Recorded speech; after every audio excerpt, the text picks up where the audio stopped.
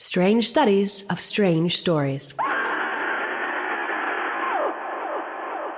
The crown of the kings of Usteum was fashioned only from the rarest materials that could be procured anywhere. The magically graven gold of its circlet had been mined from a huge meteor that fell in the southern isle of Sintram, shaking the isle from shore to shore with calamitous earthquake, and the gold was harder and brighter than any native gold of earth, and was changeable in color from a flame-like red to the yellow of young moons. It was set with 13 jewels, every one of which was unique and without fellow even in fable. These jewels were a wonder to behold, starring the circlet with strange, unquiet fires and fulgurations terrible as the eyes of the cockatrice. But more wonderful than all else was the stuffed gazolba bird which formed the superstructure of the crown, gripping the circlet with its steely claws above the wearer's brow, and towering royally with resplendent plumage of green, violet, and vermilion. Its beak was the hue of burnished brass, its eyes were like small dark garnets in bezels of silver, and 7 lacy, miniated quills arose from its ebon-dappled head, and a white tail fell down in a straightly spreading fan, like the beams of some white sun behind the circle. The gazolba bird was the last of its kind, according to the mariners who had slain it in an almost legendary isle beyond Sotar, far to the east of Zothique. For 9 generations it had decked the crown of Usteum, and the kings looked upon it as the sacred emblem of their fortunes, and a talisman inseparable from their royalty, whose loss would be followed by grave disaster. Euvoran, the son of Karpum, was the 9th wearer of the crown. Superbly and magnificently he had worn it for 2 years and 10 months, following the death of Karpum from a surfeit of stuffed eels and jellied salamanders' eggs. On all state occasions, levees and daily grantings of public audience and administerings of justice, it had graced the brow of the young king and had conferred upon him a dreadful majesty in the eyes of the beholders. Also, it had served to conceal the lamentable increase of an early baldness.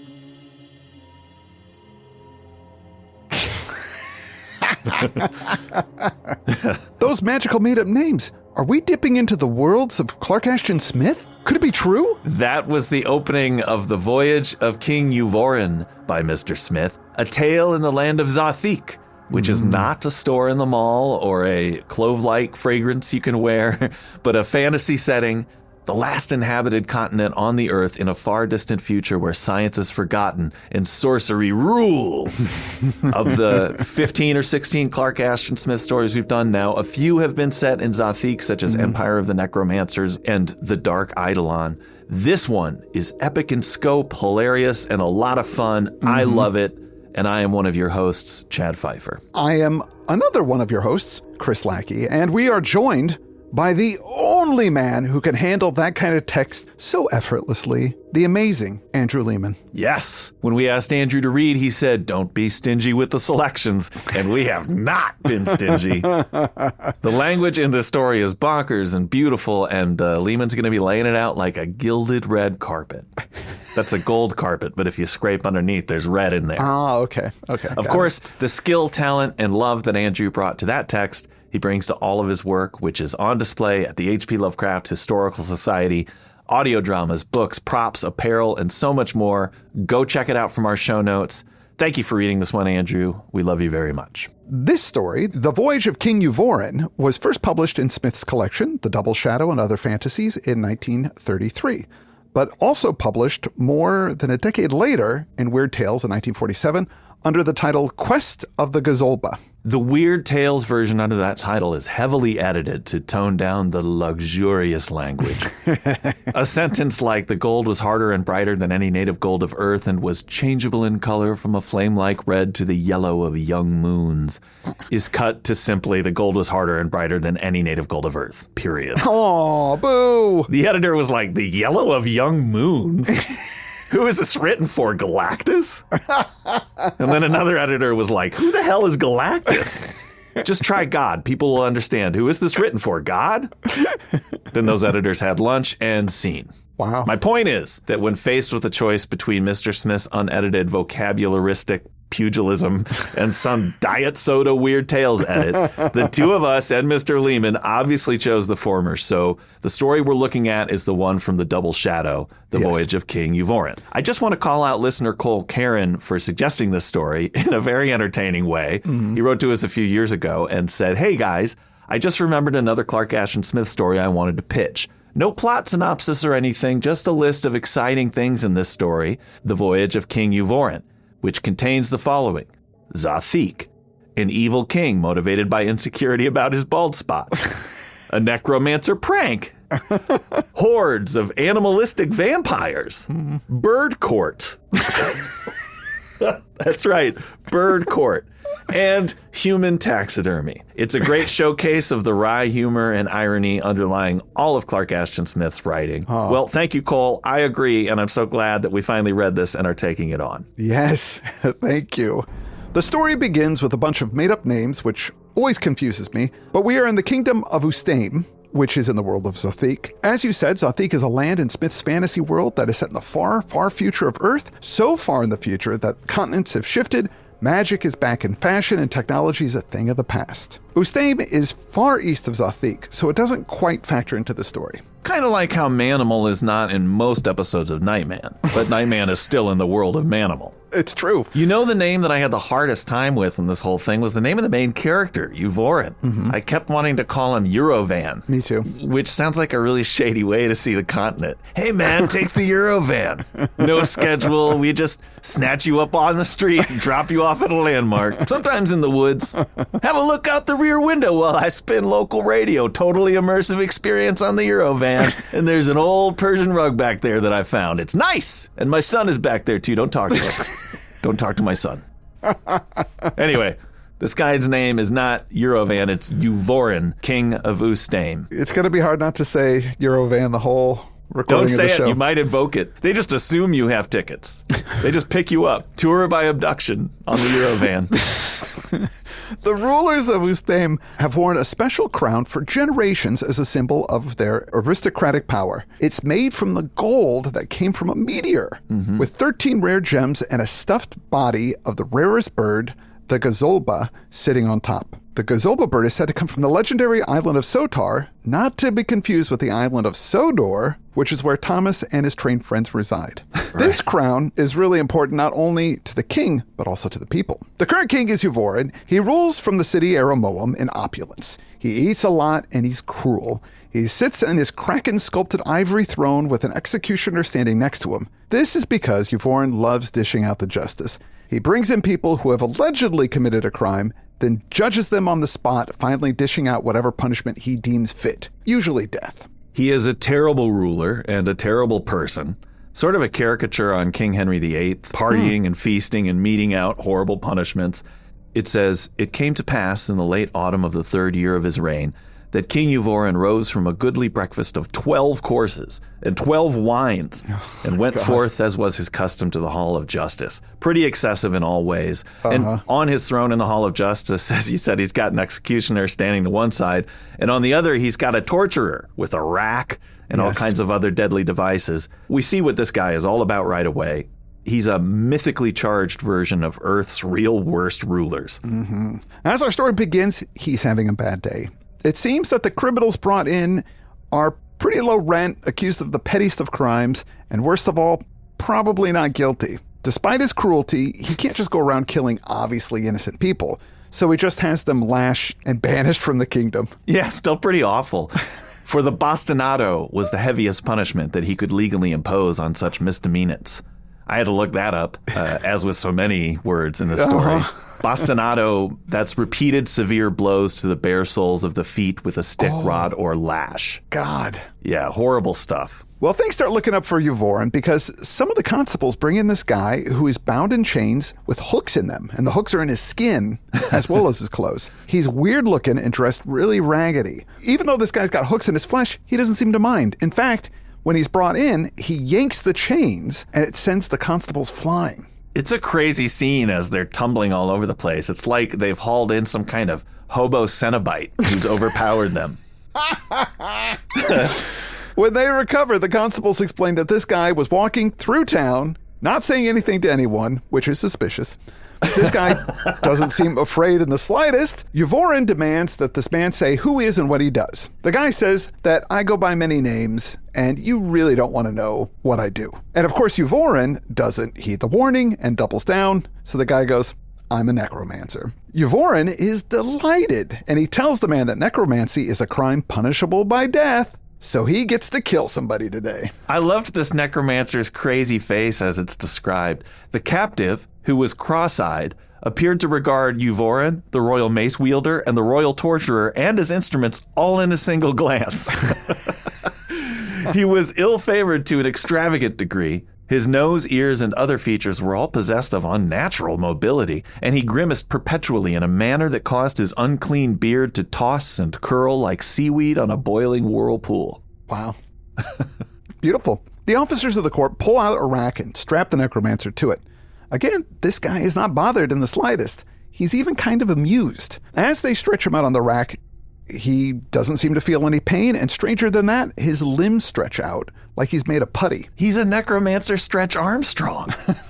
He is. It's amazing. Everyone stares in shock, and the necromancer tells the king, "It were well to release me, O King Euvoran." Euvoran says, "I don't think so," and gives the nod to the executioner. On your own head be it, said the necromancer, and he rose instantly from the iron bed, breaking the bonds that held him as if they had been chains of grass.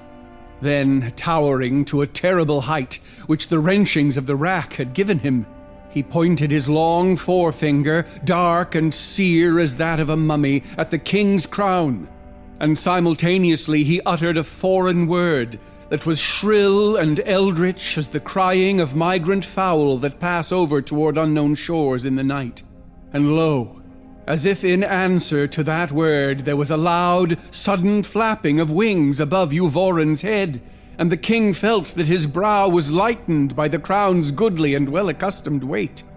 A shadow fell upon him, and he, and all who were present, beheld above them in the air the stuffed gazolba bird, which had been slain more than 200 years before by seafaring men in a remote isle. The wings of the bird, a living splendor, were outspread as if for flight, and it carried still in its steely claws the rare circlet of the crown. Librating, it hung for a little over the throne, while the king watched it in wordless awe and consternation. Then, with metallic whirring, its white tail deployed like the beams of a flying sun, it flew swiftly through the open portals and passed seaward from Aramoam into the morning light. After it, with great bounds and goatish leapings, the necromancer followed, and no man tried to deter him. But those who saw him depart from the city swore that he went north along the ocean strand, while the bird flew directly eastward, as if homing to the half-fabulous isle of its nativity. Thereafter, as if he had gone at a single bound into alien realms, the necromancer was not seen in Usteim. Awesome. The image of this stretched out necromancer bounding away in escape is so funny and completely bonkers. Yeah, it's crazy. I have to thank Smith for putting this image in my head. Also, this must have just been for the necromancer's entertainment as well, a prank, as Cole Karen described it. Because if he's powerful enough to do all of this, then he probably could have left at any time. Sure. Was this all just an excuse to get a nice stretch in? Or did he go, I'm going to punish this king. I'll give the king a chance and see what happens. And if he doesn't make the right decision, I'll punish him. I don't know. Amazing stuff. But he reanimated the Gazolba bird, which flew away with the crown to parts unknown. It says, the crew of a merchant galley from Sotar, landing later in Aramoam, told how the Gazolba bird had passed over them. And it was still holding the crown at the time. So that sucker is gone. They were far away when they saw it. Euvoran is not only embarrassed because the symbol of his power is gone, but also because his bald spot is exposed. His bald spot. And, you know, it's causing him some problems in a very real way. The rumor of this misfortune was borne abroad through Usteim, and the land became filled with lamentable doubt and confusion, and some of the people began to murmur covertly, saying that no man could be the rightful ruler of that country without the Gazolba crown. Mm-hmm. It just got me thinking about how the trappings of office are so very important for these types of leaders. Crowns, military medals, or even the Pope's big hat. Yes. Or Excalibur, the idea where the trapping chooses the king. Right. All props that are tied up with investing the ruler with majesty and, most importantly, with some kind of divinity, something that makes them feel greater than a normal person. Look at the paintings of Henry VIII, for example, who does have a feathery hat, but he's also got a giant cod piece. Oh, yeah. Without these trappings, people are able to see that this is just a person, and that's bad for royalty. I actually read a pop culture example of that recently. I was reading the music mag Louder, and Wayne Coyne from the Flaming Lips talked about running into Paul McCartney backstage at a show, who's kind of rock royalty. And he said, I stood right behind him as he watched Neil Young play. I'd seen Neil Young play. I was there to look at Paul McCartney more than anything else. It was a long time ago, 1993 or something like that. But I remember his ear was very crusty. I mean, you're just looking at Paul McCartney as a human, You don't get to do that very often. And I remember looking at his ear, and look, sometimes when you're traveling around a lot, your ears are kind of crusty. He saw him as a human being. And that, if Paul had been wearing his normal Gazolba crown, that wouldn't have happened. No. Now, the fact that he has a bald spot, that's no big deal. It's the fact that he's ashamed of it, I think, that communicates some weakness. Yes, There's nothing, exactly. that's just genetics. There's nothing you could do about it. But that insecurity, it's a representation of that insecurity. Yeah, exactly. And this whole incident is freaking people out. The thing was wholly against nature, and the laws of God and man were annulled thereby, since never before in all history or fable had a dead bird taken flight from the kingdom of Ustaim. Euvoran, knowing that this is exposing him as a weak king, decides that he needs to talk to the old gods, and he goes to the temple of the god Giol. There's a giant reclining ceramic statue of Giol in there, pot-bellied, ready to hear requests. Euvoran prays and begs, and the god grants him a prophecy. A voice rises out of the statue. Go forth and seek the Gazolba in those isles that lie beneath the Orient sun. There, O king, on the far coasts of dawn, thou shalt again behold the living bird, which is the symbol and the fortune of thy dynasty. And there, with thine own hand, thou shalt slay the bird.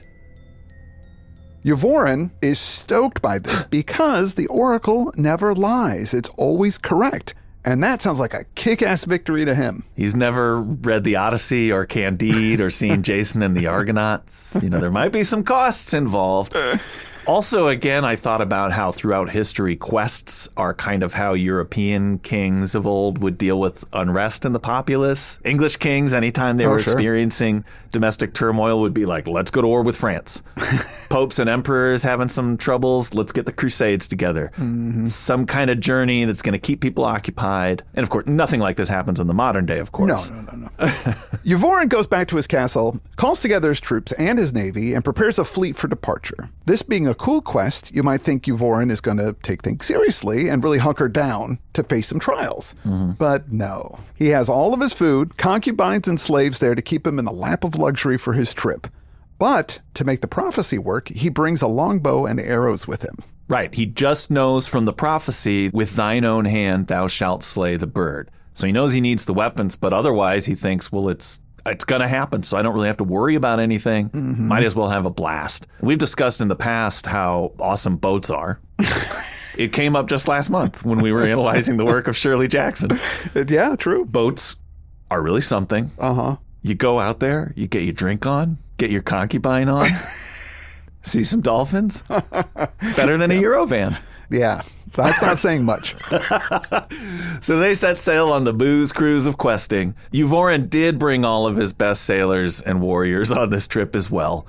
He's really doing most of the partying on his own. Yes. Those guys are working. Yeah, of course. After 2 weeks of traveling, they come to the Isle of Sotar. They go to the main port town and ask about the bird among sailors and merchants.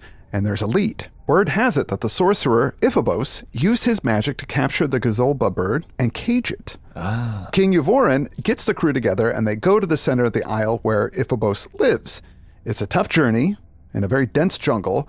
And when they get there, it turns out that Iphobos doesn't have the Gazolba bird, but he's trained a vulture that he's really keen to show off. Euvoran doesn't give two poops about this vulture and heads back to the fleet, which I could just imagine the sorcerer going like, hey, no, wait, watch this, don't go yet. I got this. Yeah, all right, okay. He's just walking away already. What a wonderful first encounter. I was expecting they were going to come across the Cyclops or the Sirens or Sea Monster right out of the gate, but nope. First obstacle, just bad intel.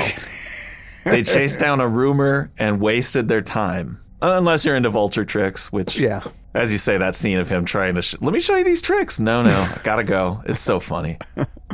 The crew then travel past Sotar to Tosk, where the ape men live. Euvoran asks the ape men about the bird crown, but they don't speak his language, so he tells his men to capture and crucify them because they're uncivilized. But these guys are nimble, and they know the island, so none of them get captured. However, to satisfy his bloodlust, he has some of his own men crucified for failing to capture the men of Tosk. It's terrible that this happened, but it's so funny in the truth of it. He wanted to persecute people for being different, and when unsuccessfully turned on his own. Oh, God. Never seen that before. They then sail past Umatat, since most of the people there are cannibals, and on to the most eastern of places, the Elosian Sea, further than anyone in Ustaim has traveled in living memory. The story skips over a bunch of stops, but picks up when they see a flock of fiery birds going to a small island. Euvoran has them pull over to the island so that he can shoot a bunch of the birds with his arrows and a blowgun. Smith really knows his audience and that I'm in it when he gives the character a blowgun. I love a good blowgun. It's the funniest weapon. Think about how much better those John Wick movies would be if everybody had blowguns instead of handguns. They'd be like 20 times better. It's true. Later on, their ships are attacked by a flock of griffins that do a lot of damage before they're driven off with boulders from the ship's catapults. They left with something like 17 ships or something like that, I think, and they're slowly being picked off by these obstacles they're encountering. Everywhere they go, they see a lot of birds. Everywhere, as the ships drove eastward, there were multitudes of fowl. But at the sunset of a day in the fourth moon following their departure from Aramoam, the vessels approached a nameless isle that towered mile high with cliffs of black, naked basalt, around whose base the sea cried with baffled anger, and about whose precipices there were no wings nor voices of birds. The isle was topped with gnarly cypresses that might have grown in a windy graveyard, and sullenly it took the afterglow as if drenched with the gore of darkening blood. Far up in the cliffs there were strange columned eaves, like the dwellings of forgotten troglodytes, but seemingly inaccessible to men. And the caves, to all appearances, were unoccupied by any kind of life, though pitting the face of the isle for leagues. And Euvoran ordered his captains to drop anchor, meaning to search for a landing place on the morrow, since in his anxiety to retrieve the Gazolba, he would pass no isle of the Dawnward Main, not even the unlikeliest, without due inquiry and examination. Uh-oh, what kind of a spooky island is this? Oh, we're going to find out. Night falls and the king is eating his normal giant feast when an attack happens. Some creatures are besieging the boat. Is it pirates? They don't know. They look out and see that it is these foul black creatures large as men and winged like upires? Upire, I looked this up. This is a Polish word for vampires. Okay, they're winged like those, clinging to the oars in myriads. And those who dared to approach the open hatches found that the decks, the rigging, and the masts were crowded with similar creatures who had seemed to have nocturnal habit and had come down in the manner of bats from their caves in the island. Then, like things of nightmare, the monsters began to invade the hatches and assail the ports, clawing with hellish talons at the men who opposed them. And being somewhat hampered by their wings, they were driven back with spears and arrows, but returned again and again in a thickening press without number, cheeping with a faint and bat-like sound. It was plain that they were vampires, for whenever they had dragged a man down, as many of them as could gain mouthhold would fasten on him incontinently and suck his blood till little more remained than a skinful of bones. The upper oar decks, being half open to the sky, were quickly usurped, and their crews overcome with a hideous swarming, and the rowers in the oarlops cried that the seawater was pouring in through the oar holes as the ship sank deeper beneath an ever-gathering weight. All night, at the ports and hatches, the men of Euvoran fought the vampires, taking turns in shifts when they wearied. Many of them were seized, and their blood sucked before the eyes of their fellows as the night wore on.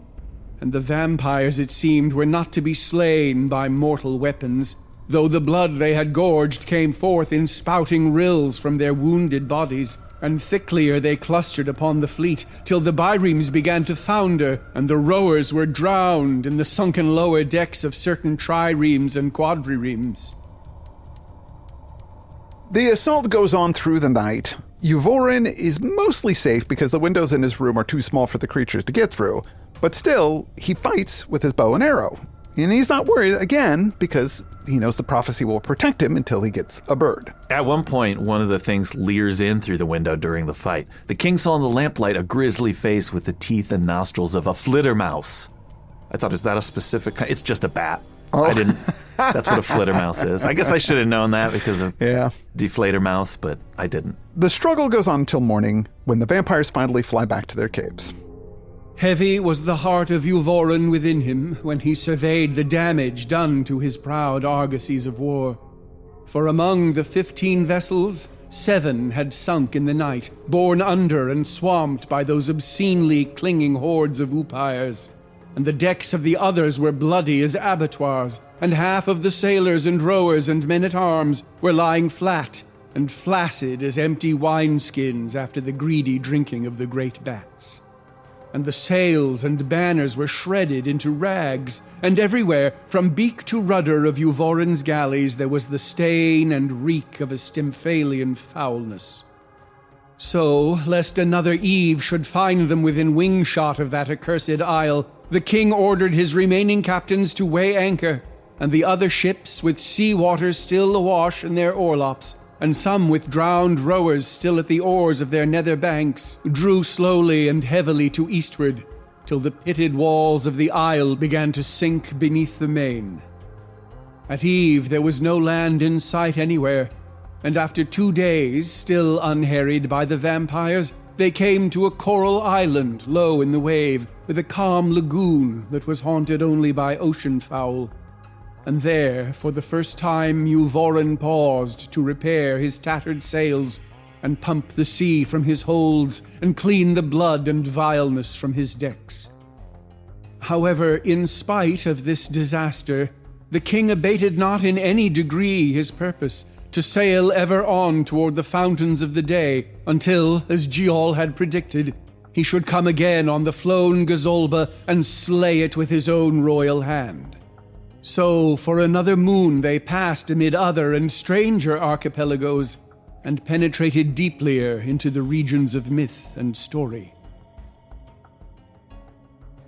We're going to stop it now. This is a good breaking point. I don't know about you, but every time I listen to Andrew reading Clark Ashton Smith, it's like kind of the literary version of eating barbecued wings. Oh, it's delicious. I feel like I need a napkin after I listen to that. I got to wipe my face because it's so good and rich. I feel like I've penetrated deeplier into the regions of myth and story. The deeplierest penetration into myth and story just happened as I snacked on those delicious sound bites.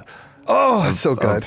Barbecue ribbiness. Thank you, Andrew. Thank you, Andrew. I'd also like to thank some patrons. I'm going to start by thanking Stephen May, Alex Scheiba, Ian Cordingley, Adam Burke, and A.M. I'd like to thank Bitter Pill, Daniel Christensen, Jex G, Jordan B, and Kale Wiersch. And of course, I would like to thank our stakers who make these free shows possible. You know, folks, we do make our money through subscriptions, so if you have the means, please support us over at Patreon. Please. And we would really appreciate it if you want to hear the second half of this wonderful story, The Voyage of King Euvoran. We'll be covering that next week on the subscriber show, but I want to thank our stakers right now who produce these free shows, and I'm going to start by thanking Ben A., Richard Wolf, Eric Esfalone, MD, Angelina Brown, John Morgan, Kip Barnes, It's a Ghost, Christopher Rosser, Schmile, Khan, Continental Breakfast, Alistair Brooks, Cryptocartographer, and Bag of Weasels. You are the best. Yes. Please join us next week for the continuation of the story. Until then, I am Chad Pfeiffer. And I'm Chris Lackey, and you've been listening to Strange Studies of Strange Stories at strangestudies.com and Patreon. Strange Studies of Strange Stories.